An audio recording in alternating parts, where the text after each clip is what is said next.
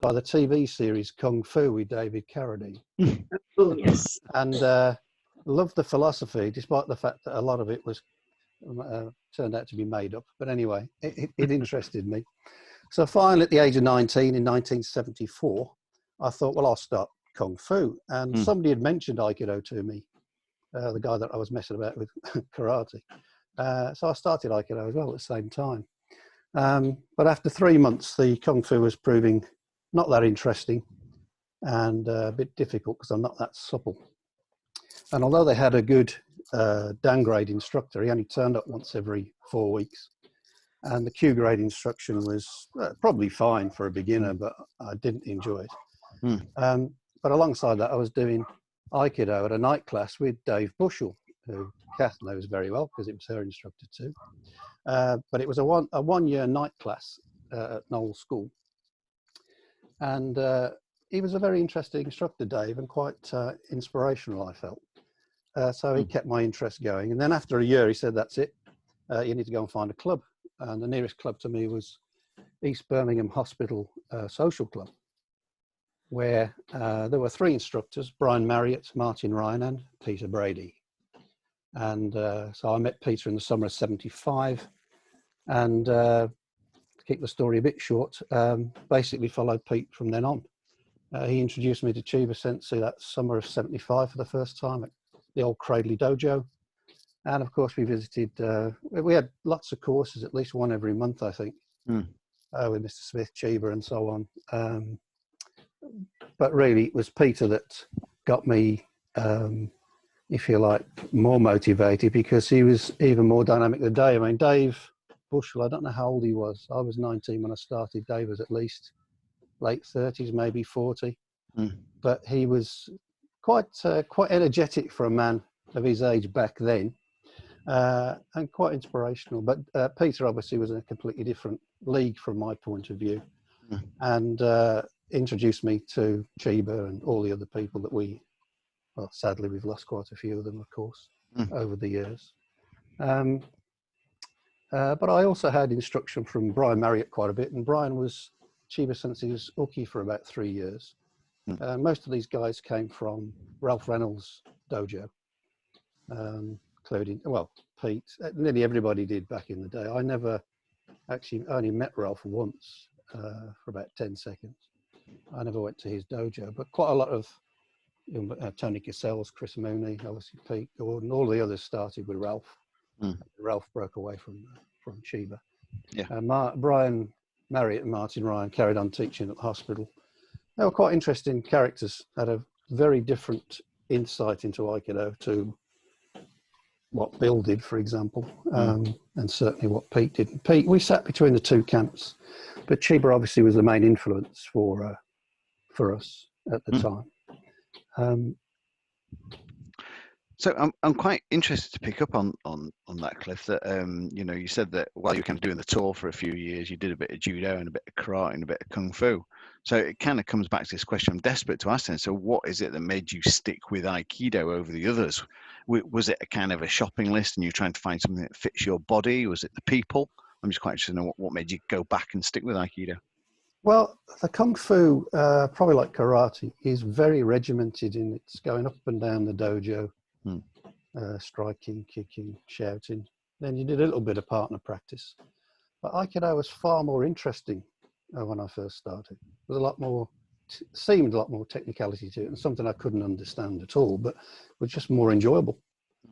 And in a way, the rest is history. But I do realize that Kung Fu, karate, taekwondo, I haven't got the suppleness for that. And at least with Aikido, you can use your whole body to adapt to a technique, whereas in some of the striking arts, you really need to have good, certainly good flexibility in the legs. Although Eugene Codrington, who ran the Budokan that we trained at for a long, long time, said it didn't matter, but that was many years later. So I found the Kung Fu at least a bit regimented in the training. It just wasn't that interesting. Aikido was far more interesting for me. That's really interesting, because my mind just immediately went to these days where people, you see big headlines around things like MMA and cage fighting, and you see all these guys perpetually hammering boxers and boxing bags, and you see them following regimented processes. And it's quite interesting, that, isn't it? I guess if some people are more interested in the in the art and the flexibility of the movement, then that's, I guess, what will make them stick with Aikido rather than some of these other martial arts that are out there, Yeah, or the other thing non-martial is, arts. I've always loved taking ukemi, Yeah. Okay. and I got that a bit from the judo days. But I used to love, till I was unable to do it some years ago, just loved to be smashed into the mat, quite frankly.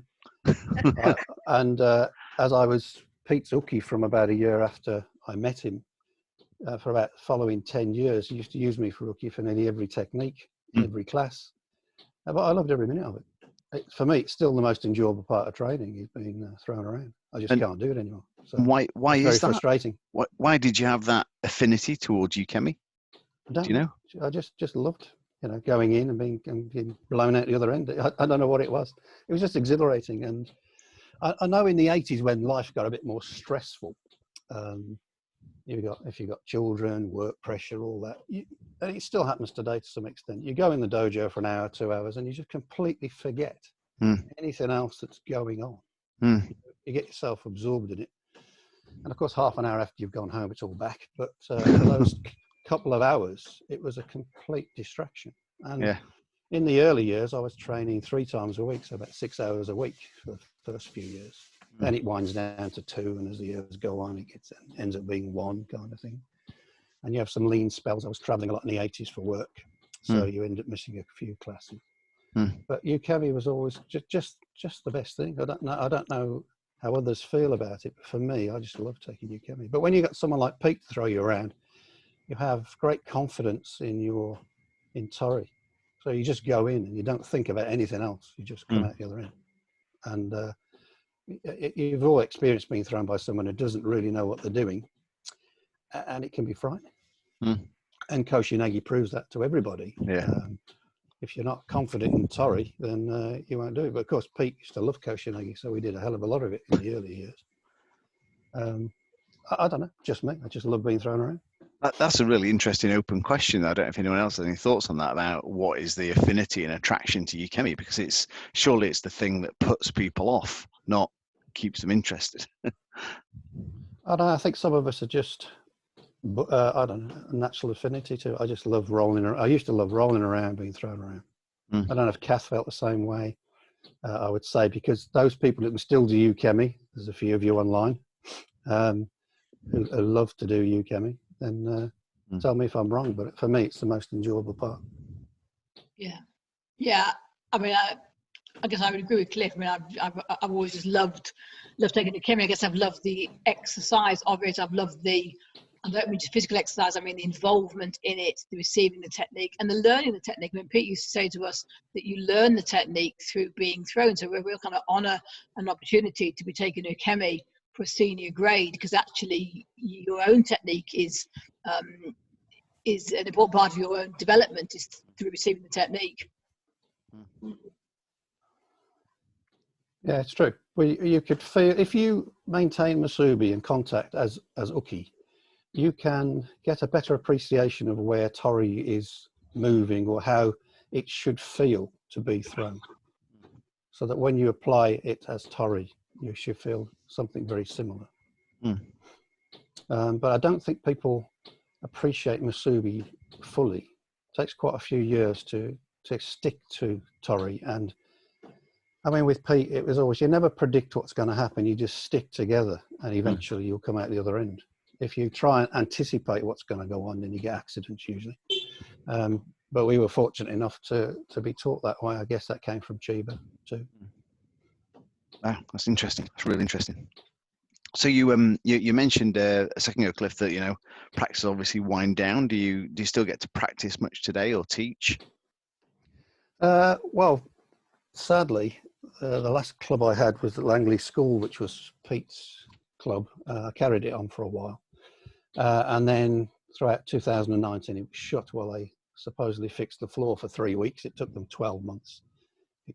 it was possible to open it back in January, but we were down to just 2 students, and basically Ahmed and Shank, and they live the other side of Birmingham, so it was a bit awkward. And then I wasn't very well myself at the end of January, but I decided to close that, look for somewhere else.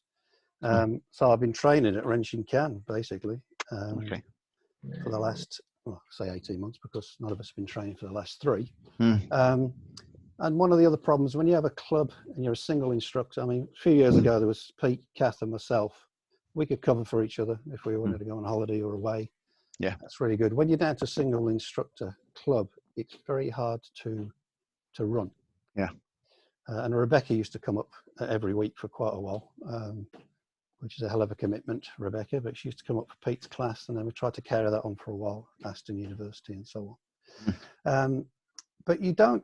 What I realised when I went back to Wrenching Can is you have a class with even just 8 people, but 8 senior students, down grades. There's a completely different atmosphere on the mat. You get when there's just 1 instructor and 2 students, you get to see the same people week in, week out. There isn't the same spark there when you're training. Yeah. And when I first started, we had readily 25 students on the mat every class. There was a lot of life, a lot of energy just in the number of people you've got. And going back to Wrenching Can over the last, say, since the beginning of 2019, the energy, the atmosphere, it's something I missed actually from years ago. So unfortunately, I haven't got a club at the moment. If things work out a bit better, we can find somewhere more suited to the 2 students that are still there. And the school was just off the beaten track in a way. You never got any passing trade, so people would. If you're in a sports centre, you might get people interested, popular heading. If you're at a school that is not on a main road that people aren't going to walk past, so nobody was interested. It's quite interesting looking at the cast on this call. Actually, it feels like we could have another topic of running a club and how unglamorous it actually really is. I think to do it. So it is, especially if you're the only instructor. It's really tough to keep it going. And one of the questions is about, obviously, what do you think makes a good instructor? But there are a few things, and it comes down to personality, charisma, things like that, that can keep things going. Why we could never, I mean, Pete for me was the best, but he certainly was one of the best around, and he found it very difficult to attract students as well. Never understood that. It's in, we touched on that, didn't we, Neil? At the we had the Udansha course call a couple of weeks ago, and actually that was one of the questions that we discussed, wasn't it, about what makes a good instructor? And it is quite an interesting one, because although your mind immediately goes to technically brilliant, it's a little bit more than that, isn't it? To actually getting students and keeping them. It's a lot more than that. Yeah. It does help if you're technically competent. That's one of the factors, I think. But even if you're not so obviously technically competent, you can still be a good instructor if you understand what is going on and you can transmit that knowledge. Not all the best demonstrators, we can't all do everything brilliantly. That's, there's things we can do, things we can't do. Yeah, in my mind, I've always thought there's almost a blend of things in the base, which is things like you've got to have the right venue and the right location and pick the right nights as well.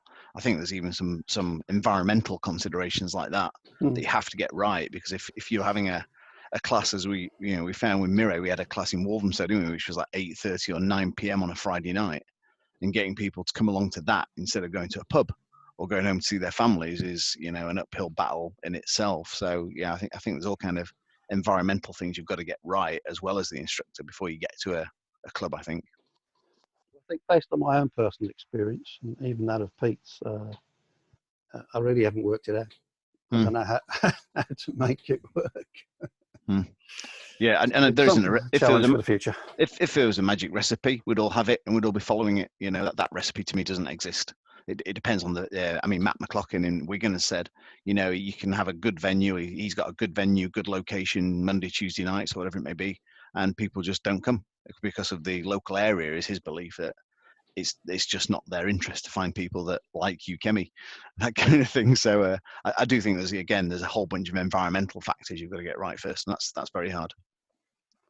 And But coming on to come back to something you were saying a second before we go down that rabbit hole of clubs, you mentioned quite a few teachers there. So can you share with us then who the main teachers have been that have influenced your Aikido?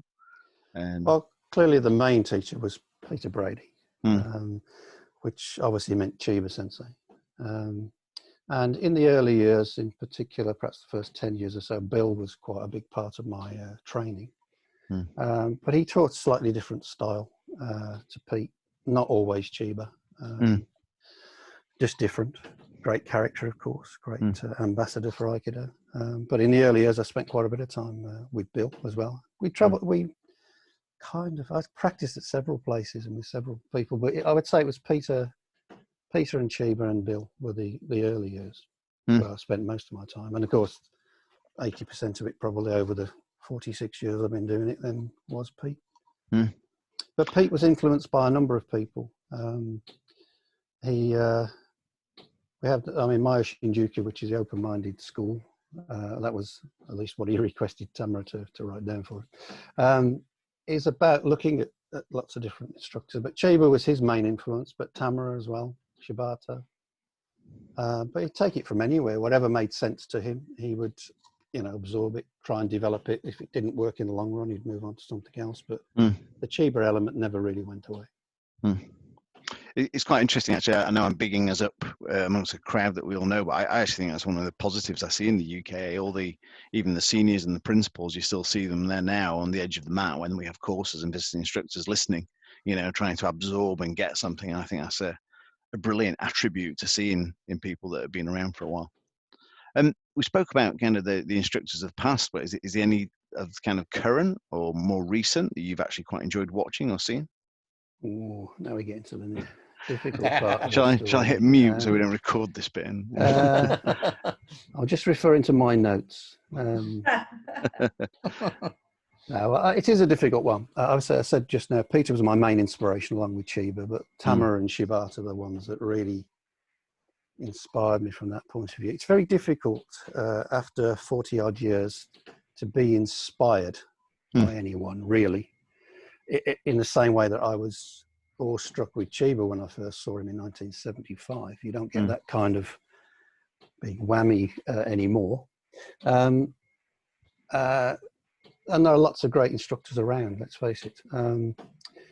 The only ones that have been, I'd say, were inspirational in the that I've seen recently are people like Shirakawa. But I can't do what he does because it's all about Ukemi. But I do like his approach to training. But there are lots of great instructors out there. You just got to keep an open mind. And I try and take inspiration, I've done the last few years, over anyone I train with. It's about listening, watching carefully. The smallest detail that makes you think about your own Aikido and how you can improve. And even Q grades can offer that if you look hard enough.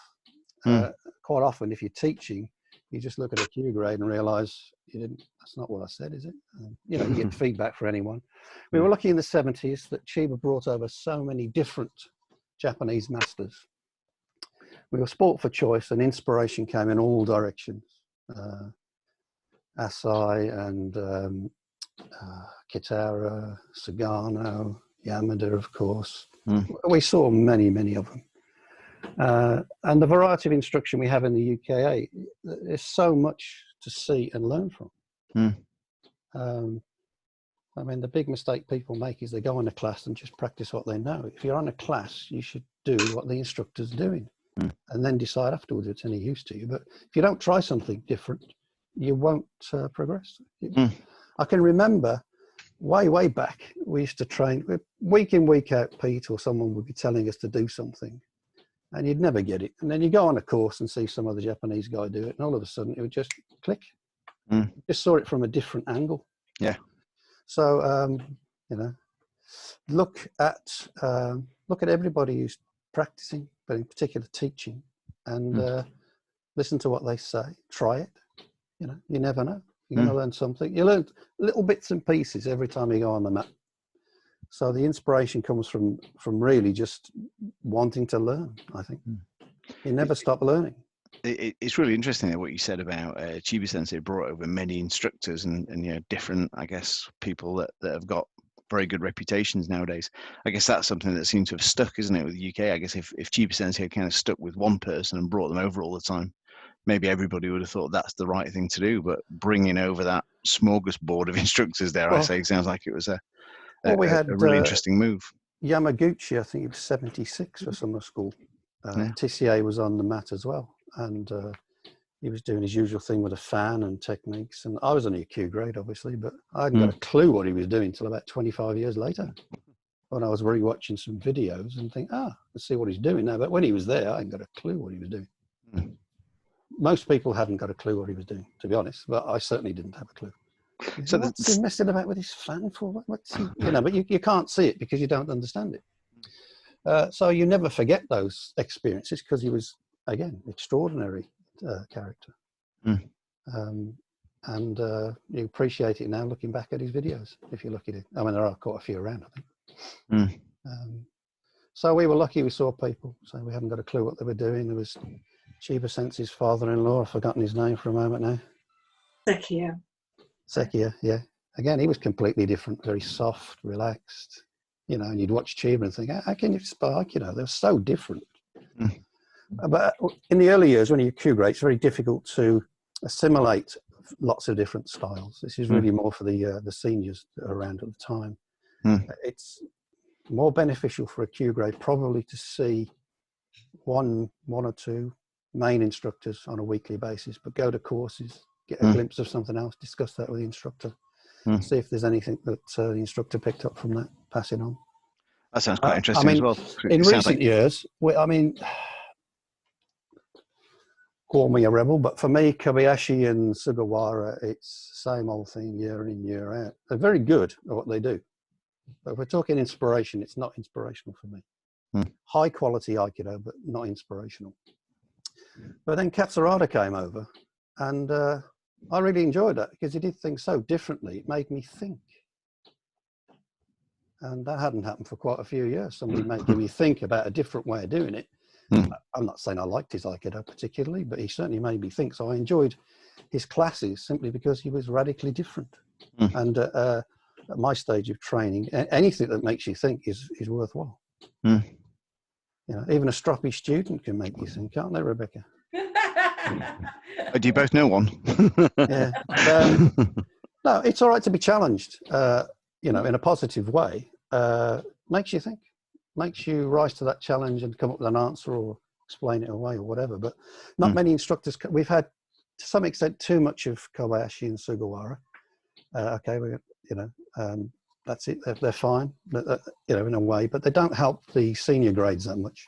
And maybe it's down to us to help ourselves. I don't know. So hopefully we'll see a few more. Hino Sensei, again, excellent quality. Again, young, fit and young. Great for you, Kemi. Can't do that, but it's lovely to watch people who can do it.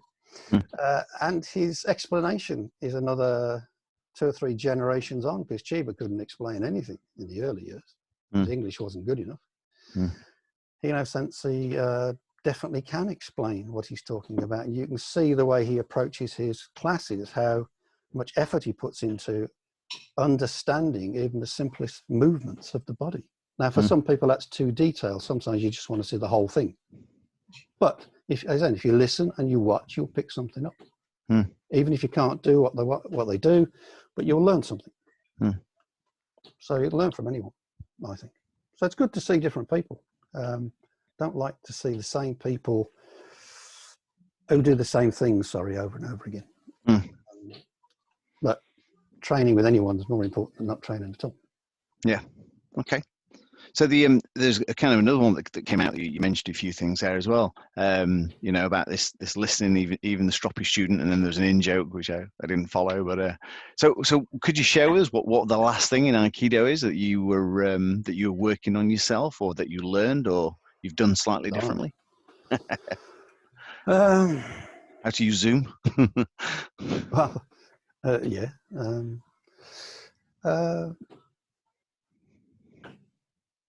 It's been 3 months since we did anything. I've almost forgot what Aikido is, but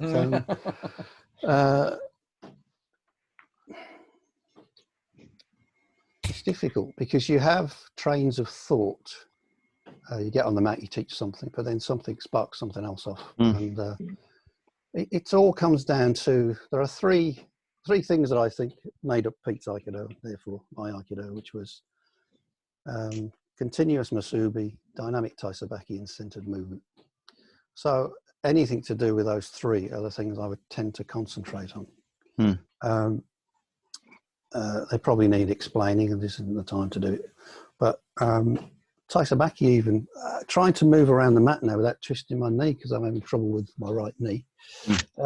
Every time you do, you know, tenkan or whatever, you put strain on. But sometimes you just have to, if you like, deal with whatever if you're teaching, whatever the students in front of you are struggling with. So if you've got freedom to practice what you want, then I personally want to practice those three elements. Dynamic Taisabaki, keeping things moving, making contact through Musubi, but maintaining that contact all the way through the technique at the end, and keeping centered while you do it. It's very simple. That's the basis of Aikido. But doing it's not so easy, of course, with lots of different people. I can't think the last thing I was working on. Because I've been training Ren Shinkan and Gordon's class, then it would be very much whatever Gordon's triggered off that week as his, you know, flavor of the night. He goes off on a trend, and that triggers off thoughts of what you want to do this week, and you work on that. You know, you work on whatever you're working on at the time. As I've not been teaching for a little while, then they're not really things that I would necessarily do myself, but they're all worth working on.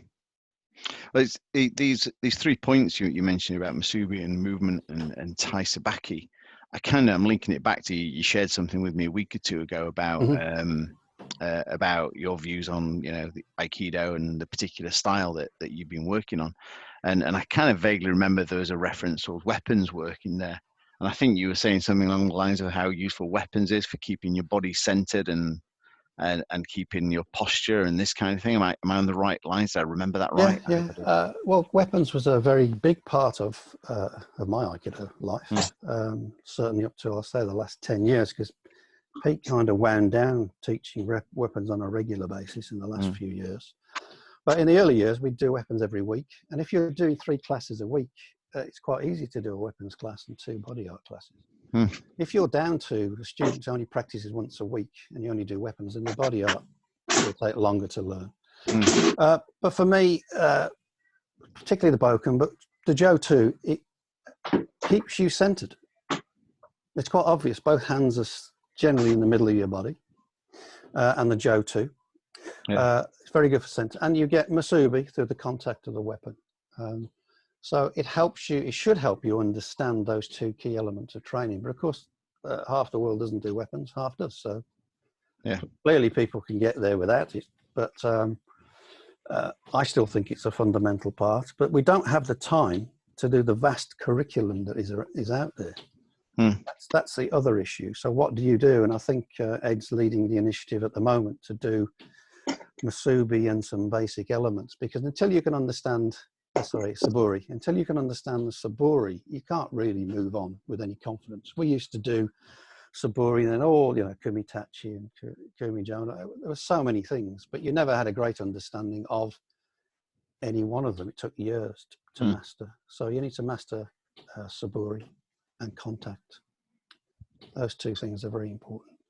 And Renzoku Uchikomi is very good for basic movement and contact and Mai. There's like so many things you get from it. For me, centered movement and Musubi are the 2 key things you get from weapons. I guess you have a question there. Were you waving, Sue, with a question? Yeah, I was just thinking, because we've been thinking about what Eddie was saying when we were talking the other Sunday, and I've been looking, I'm not sure if, and it's just occurred to me now, is there a video of the first 7 Bokken Saburi on the UKA website? I'm not sure. Pete did a weapons DVD. That's what I was a few years ago, and I've been working my way through the UKA summer school videos with Pete. I've still got a few more to do, and then I'm going to do Kath's videos from summer school.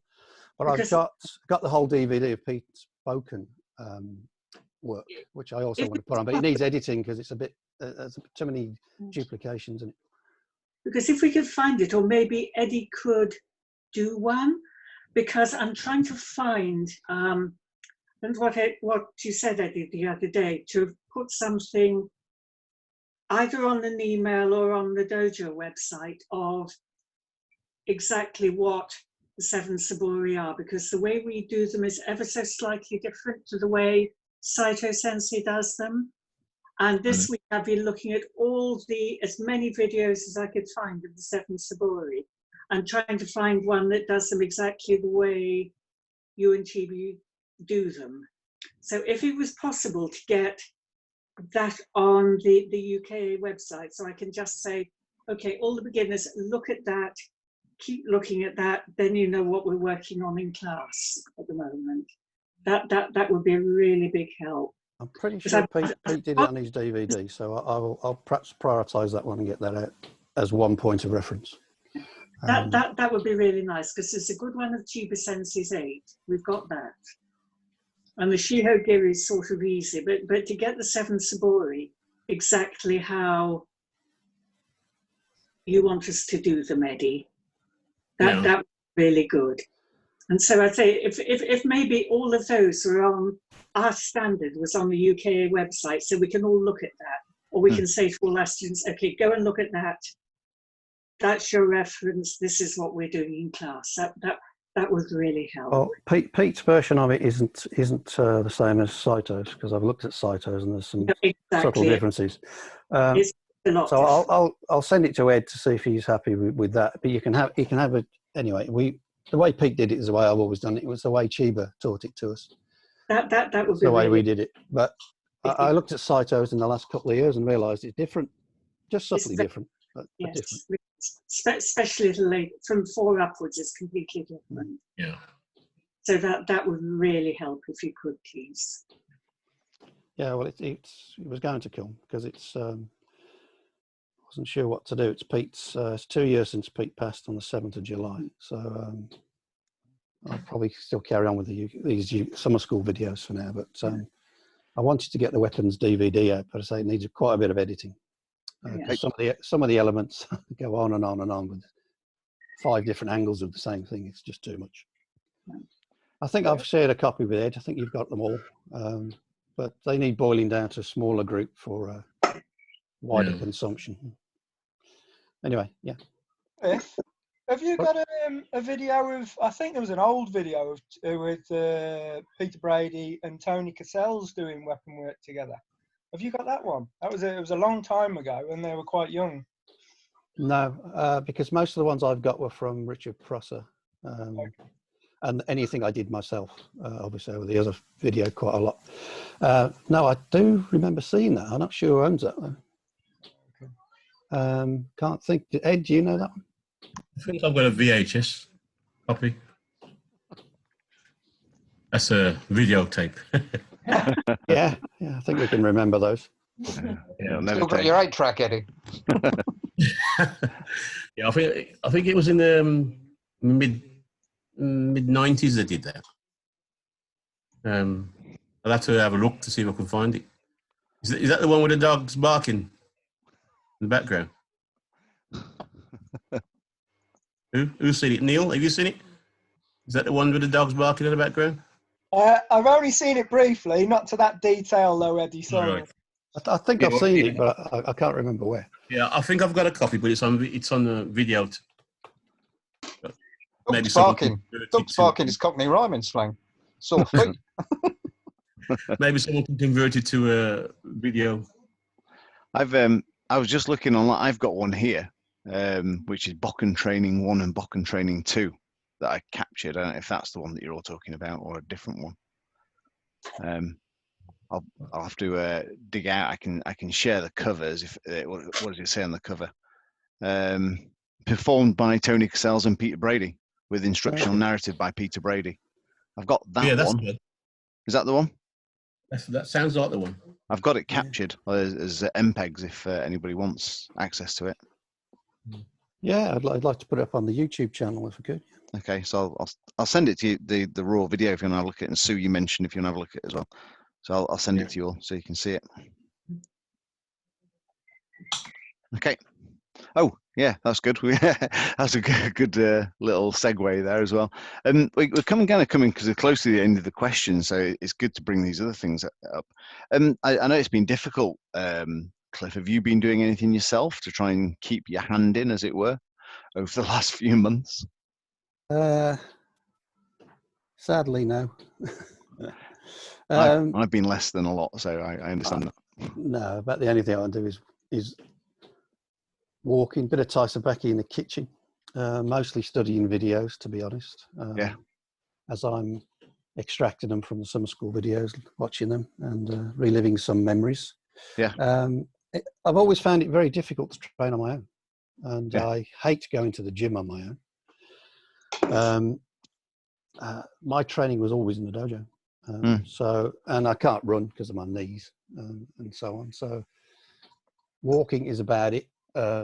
You could do some weapon work in the garden, of course. Sometimes you can really only do saburi as you're on your own. But that's good if you remembering sequences or just remembering the saburi, Joe saburi, Boken saburi, and so on to refresh your mind. But no, to be honest, I haven't done much at all. Yeah, we kind of in Alka we set ourselves the objective of doing the eight Bokken movements. So I think we're kind of broadly there, and we kind of go through it every week, every other week. But you're right, it's the motivation of doing things on your own is a very different story, isn't it, to doing things with a group or a club, I find. Yeah, well, that's just me. I mean, in the 80s, I used to go to the gym with Pete down at Birmingham University. We used to train there as well. Yeah. But I could never do it on my own. I get bored to death exercising on my own. Yeah. So I need someone else to spur me on. Cliff, what was the training like when you were back, in your day, younger years? Was it quite hard or intensive, or was it? Yeah, it was very physical. I'm sure you remember Pete, and he was always a bit more physical. Gordon, of course, and Eddie. They're still around to remind you what it was like. Yeah, it was very physical, dynamic. But we had a lot of it was Chiba that kind of drove that. But as you get older, of course, your body can't take that anymore, so you have to adapt. But yeah, it was by comparison very physical. But I loved it. I loved it, but I was young and able to take it, so it didn't matter. We wouldn't have had it any other way. That physicalness attracted you. So I know you said about the Ukemi and that. So that you had large numbers on courses and classes. Generally speaking, yes, 50 to 100 were on a course, just for a weekend course. But after Chiba, we had Kanetsuka, but there was nearly a course nearly every month somewhere. Midlands, Oxford, London, up north somewhere. Certainly went to Oxford many times, and obviously the West Midlands courses. Not so often to London. Never went up north, I don't think, to one. But Kanetsuka was very different. He was super flexible, interesting character. Those who, like Rebecca, Sue maybe stayed in the BF a bit longer than we did. He was strange, but he was incredibly supple. Even when you try to grab hold of him, you couldn't feel anything. He was just gone. A little bit strange mentally, and certainly didn't seem to like women very much. Not that I realised that, but years later, people have said that. But he was, I wouldn't say hard, but dynamic. Whereas everybody tried to do what Chiba was doing. People watched Chiba throw people across a room, but they tended to do it with physical strength, not with ki, not with body movement. So you ended up with a lot more injuries because the emphasis should be on the beginning and the middle rather than the end, and everyone was putting the emphasis on the end. And that's what made it very, very hard. But Chiba never did that. I mean, whenever Chiba threw you, you didn't feel anything. You just hit the mat, bang, that was it. Whenever else threw you, you could feel their arms being ripped off. So it took many years for people to understand how Chiba generated that power, which is all about, continuous Masubi, dynamic Taisabaki, and then you come flying out the other end. So there was too much focus for me on hard joint techniques in the early years. People didn't understand it. But we're not like that now, thank goodness. It's a lot more movement, flow, flexibility. Much nicer way to train now. Do you think it's progressed then, the way that we train? Is it for the better? It is for the better, because for those people, like most of us here, who've done it most of their life, if we trained like we do now, 30 years ago, I'd still be able to do ukemi, I think. Okay. So yeah, it's definitely better. It should be a good contact, but that's a matter of opinion, of how you feel the contact should be. I mean, Kath and I have had this discussion many times. Although we both train with Pete, I'm not quite, I'm probably closer to Pete than most, but I'm not the same as Pete. And Kath's probably nothing like Pete in what she teaches. I'm probably somewhere halfway between Pete and Kath in terms of my style. I prefer more movement than heavy contact. But that's down to my joints and my physicality. And I'm asthmatic as well. So if I put a lot of energy into something, I'm out of breath in no time. And my asthma hasn't got any better, but I don't get out of breath as much because I don't use as much energy. It's all about hip movement. But in the early years, you don't understand that. So it's all physicality. And flowing, flexible contact, can be very light as long as the contact's there. Look, Kath's style, the contact is there, right? And the contact can be there, and you can drop yourself like a ton of bricks on top of your rookie if you want. That's a choice. But without contact, there's nothing, between the two centers, that is, not just a touch, but the contact between your two centers. And that's changed over the years. We understood that a lot more than we did 40 years ago. And I think the training is much better now. Interesting. Gordon's not online, is he? Can't see him. Because many years ago, going back 30 odd years ago, Gordon was extremely physical. Now Martin's been with him for many, many years as his rookie, and he survived. God knows how. He likes you, Kemi. Yeah, but I recognise about 20 odd years ago, Gordon changed his style. He got less physical. He's still very strong now. There's no question about that. Solid as a rock. But he doesn't apply it like he did 30 years ago. 30 years ago, just smash you into the floor. Now, he's far more sensitive, but he's still as solid as he ever was. If you're taking ukemi for him, you can't move him. You can't do anything. And Kath trained with him for quite a few years as well. But Martin, he's quite different in his aikido to Gordon. Yeah, he's been with Gordon for many, many years. Zach too. Zach, very flexible, very flowing. It's quite a different style. So it's interesting. Even though we had some very physical instructors, we haven't all come out quite the same, the same way. Ed's the exception because he's just got so much energy. Well, you have just so much energy. I don't know where he gets it from, quite frankly, which is great. You need variety because if we're all the same, it would be extremely boring. Yeah, totally agree. That's great questions. Thanks, Neil. We're kind of getting towards the end of our time anyway, so I'm going to go a bit quiet now and see if anyone else has got any other questions for Cliff. Don't know if anyone else is in grid mode, looking down, looking up. Cliff, have you ever been caught up with the politics of Aikido? Well, I think we are to some extent all the time. Obviously, I was shielded a bit because Pete was always part of the inner sanctum. And I used to speak to him, of course, in the pub after training for God knows how many years. So I'd get snippets, insights into what was going on. But I was never directly involved, more so than I have been over the last couple of years or so, being part of the technical committee. You do get caught up in it. And you can see how difficult it is for some decisions to be made. But I was spared it most of the time, to be honest. It's inevitable in an organisation that you'll get differences of opinion on how things should be done. I hope the structure we've got now is more in line with how it should be.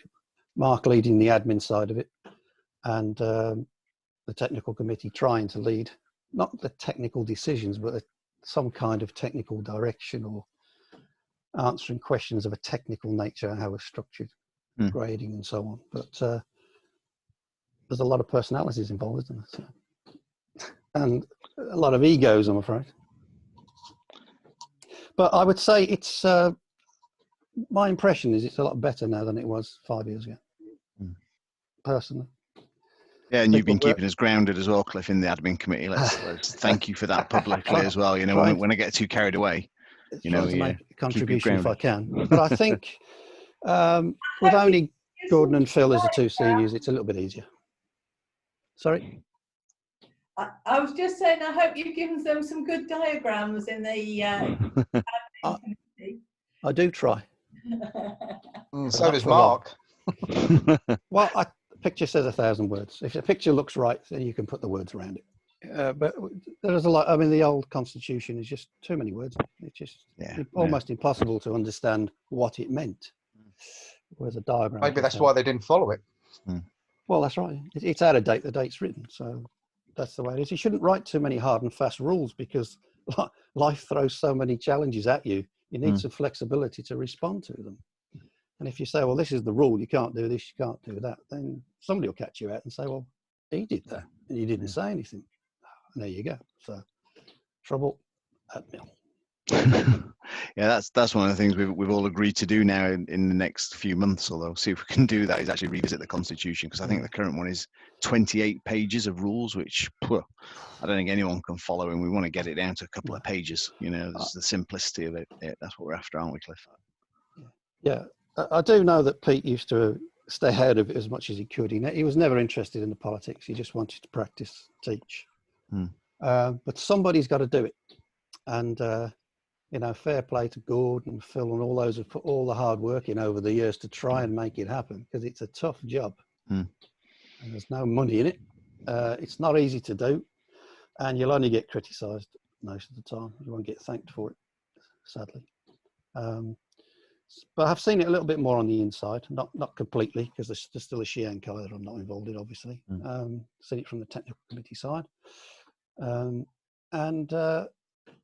You know, I'm balanced. Gordon in particular, but Phil as well, try and make a balanced view, but it's not easy to get it right. And I think the good thing with Gordon is that he's only interested in the future of Aikido. He's not interested in any personal agenda.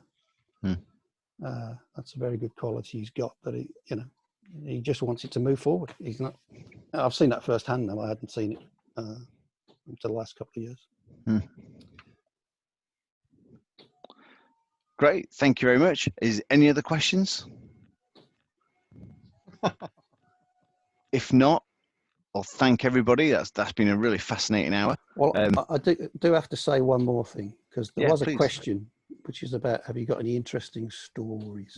Oh, okay, yeah. And I have got a few, but there was one that came to me today. I said one at the winter school before last, which we dedicated to Pete, was a road trip to France to see Tama in 1976. Pete, myself, and Alwyn Joseph, who's Ed's instructor's instructor. But I won't go through that one again. The one that came to me today, and Kath will remember this, I hope. Star Trek convention. Do you remember? I remember the convention. I'm not sure I'm going to remember the story, but go on. Yeah, well, I think it's about 91, something like that. Paul Shepherd, I think some of you will remember Paul. He stopped training a few years ago, but he was a keen Star Trek fan. And they were putting on a convention at the Apollo Hotel on Hagley Road in Birmingham. And he'd asked Pete to do a demonstration. Unfortunately, Pete had to pull out. So he asked Kath and myself to do it. So we said, okay. So I don't know how we got any mats in there. I think we took them ourselves, didn't we? I can't remember this at all. You don't remember this? At the moment. We got some mats in there, and the theme was martial arts in the movies. And we were all lined up on the mat. There was probably about 6 of us. And they opened the session with, I don't know if you remember it, Steven Seagal's first film, Above the Law, Nico. Yeah. And the opening sequence with him in a dojo smashing people around. And Kath and I just looked at each other and went, how do we follow that then? You know. Anyway, Kath got up and did a session. I got up and did mine. And during my session, I noticed that the audience were all dressed as sci-fi characters. So I decided to call up a couple of big guys who were dressed as Klingons. And I performed the unbendable arm technique. Yeah. One on each arm. Needless to say, they weren't they weren't as strong as real Klingons, because I think I'd have been in trouble. But with a sharp move from a crucified position to Tudor, they were both dispatched off the stage, which made one or two people laugh. And afterwards, we met a few of the stars. Jeremy Bullock, I don't know if you know him. I had to look his name up today. He was in Summer Holiday with Cliff Richard, and he was in Star Wars as Boba Fett. Yeah, yeah. He was one of the guests. And Mark Ryan, who was a sword trainer for First Night film with Sean Connery, I think, wasn't it? It was interesting to meet them. They thought we were also in the industry, but I had to point out that we, unlike them, we were there as unpaid entertainers. Yeah. But that's something that just came to me today. And Kath, I'm amazed you don't remember. I'm amazed that I know, I really don't. That's weird. I mean, I do remember the convention. I remember Paul Shepherd and that, but I don't remember you and me being there. I don't remember Pete not being there. What were you on in the 90s? That's very disappointing. Well, you know. I'm intrigued by the phrase "real Klingons." You think they're real Klingons, Cliff? There must be somewhere. Anyway, it was quite funny because they were quite big lads, but in the full costume, it's begging to be called up onto the mat. But it was quite funny because I dropped my arms like that, and they both went flying, which is really cool. Anyway, it was a tough gig, I can tell you that. I don't want to do that one again, but not something you tend to do every day of the week. No, that's quite original, that one. Yeah, but there's lots of funny stories. Obviously, over the years, many of them, we travelled a lot. And of course, Yamaguchi and Tissier Summer School, I mentioned. Chiba Sensei's emotional outburst with Mike Holloway in the late 70s at West Heath, where he slapped him around the face all the way across the mat. It was very embarrassing. And there was an IF Congress in London in the mid-70s. There was a Saturday night demo. It was the first time we ever saw Sagano. I'm not sure what year this was. It was because I know Chris Mooney was with us. We had the demo. Pete was called out to be one of Sagano's hookies. Threw him across the stage. All he can remember saying, Pete, tell you, he just count the mats as he was bouncing across the floor, because Sagano was quite a big guy. But the next day, all of the people there for the IF Congress taught a class. So we had about 10 Japanese masters teaching a class all day Sunday. Never seen the like since. Fantastic experience, but that was the 70s. It was a lot more entertaining. Yeah. Of course, we used to have a lot more laughs on the mat as well. Yeah, I've got to say, we're a little bit sterile on the mat these days, a bit too professional in a sense. And something I got back when I went to Renshinkan. It's a little bit more of a laugh and a joke. It's more spirit, more fun on the mat whilst training as well. Okay. Got to get that spirit back. Yes. If you can't, get yourself an awkward student. That really helps. So that in joke again, isn't there? Somewhere. Anyway, Cliff, I'm going to kind of bring it to, and I hope that's okay because we're a little bit over now, and I get a little bit punctual sometimes. So first of all, thanks everyone for joining. I hope you've enjoyed that as much as I did. I've learned an awful lot about you, Cliff, I didn't know previously, and some follow-ups I'm going to find out there about these in-jokes. So thanks everyone for joining, and again, Cliff, thanks for giving us the time. That's been a really enjoyable discussion. And next week, I'm afraid the spotlight's going to swing to be on Kath.